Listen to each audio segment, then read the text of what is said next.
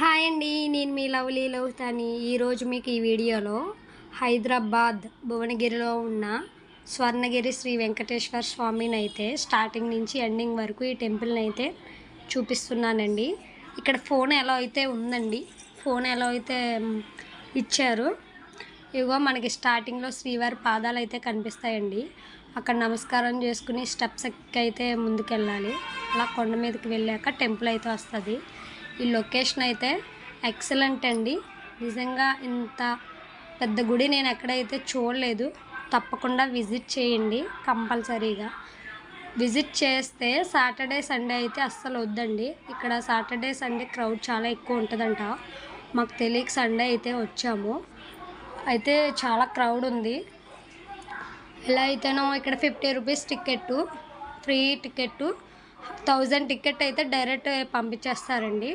మేము ఫ్రీ దర్శనంకి అయితే వెళ్ళిన తర్వాత ధ్వజస్తంభం అయితే కనిపించింది. అదంతా ప్యూర్ గోల్డ్ అండి.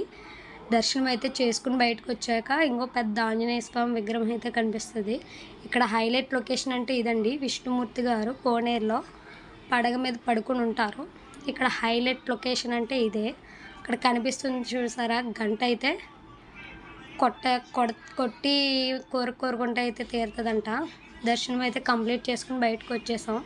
శ్రీవారి పాదాల కాడికి అయితే వచ్చి నమస్కారం.